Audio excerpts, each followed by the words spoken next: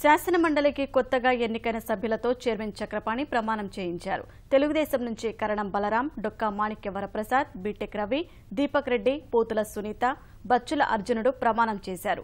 వైకాపా సభ్యులు ఆళ్ల నాని, గంగుల ప్రభాకర్ రెడ్డి, భాజపా సభ్యుడిగా గెలిచిన మాధవ్ ప్రమాణం చేసిన వారిలో ఉన్నారు.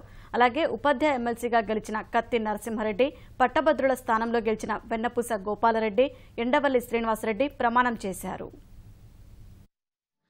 I, Deepak Reddy Gunapati, having been elected as a member of the Andhra Pradesh Legislative Council. Alla Kalikrishna Srinivasa అనే నేను ఆంధ్రప్రదేశ్ శాసన పరిషత్ సభ్యునిగా ఎన్నికైనందున శాసనం ద్వారా నిర్మితమైన పరిషత్ నియమాలకు కట్టుబడి ఉంటానని, వాటిని అనుసరిస్తానని, నేను స్వీకరించబోయే కర్తవ్యాన్ని శ్రద్ధాశక్తులతో నిర్వహిస్తానని, భారతదేశ సార్వభౌమాధికారాన్ని సమగ్రతను కాపాడుతానని, శాసనం ద్వారా నిర్మితమైన భారత రాజ్యాంగం పట్ల నిజమైన విశ్వాసం, విధేయత చూపుతానని. గంగుల ప్రభాకర్ రెడ్డి అనే నేను ఆంధ్రప్రదేశ్ శాసన పరిషత్ సభ్యునిగా ఎన్నికైనందున శాసనం ద్వారా నిర్మితమైన భారత రాజ్యాంగం పట్ల భారతదేశ సార్వభౌమాధికారాన్ని